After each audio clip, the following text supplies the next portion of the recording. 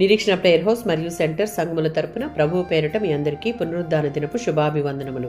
ఈ దినపు దేవుని మాట నిర్గమాకాండం 31వ అధ్యాయం 14వ వచనం. విశ్రాంతి దినమును ఆచరింపవలను, అది మీకు పరిశుద్ధము.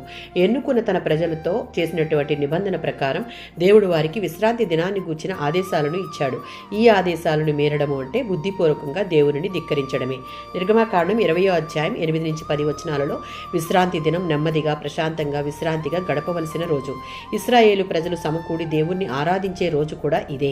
6 రోజులు పనిచేసిన తరువాత ఇలాంటి రోజు ఒకటి మనిషికి అవసరము అని దేవునికి తెలుసు. ధర్మశాస్త్రం క్రింద ఉన్న యూదులకు శనివారం విశ్రాంతి దినంగా ఉంది. ఇప్పుడు ధర్మశాస్త్రం క్రింద క్రైస్తవులు లేరు. వీరు ఆదివారాన్ని విశ్రాంతి దినంగా ఆచరిస్తున్నారు. ఏ రోజు అన్నది ముఖ్యం కాదు, కానీ ఆ రోజుని విశ్రాంతికి, దేవుని ఘనంగా ఆరాధించుటకు వినియోగించాలి. ఇది ఒక ఆజ్ఞగా ఇవ్వబడింది. ఇది దేవుడు మోషేతో చేసిన నిబంధనకు గుర్తుగా ఇక్కడ చెప్పబడింది. ద్వితీయోపదేశకాండం 5వ అధ్యాయం 12 నుంచి 15 వచనాలలో విశ్రాంతి దినమును పరిశుద్ధంగా ఆచరించుము అంటే ఆ దినాన్ని ఒక ప్రత్యేక ఉద్దేశంతో ప్రత్యేకపరచడం.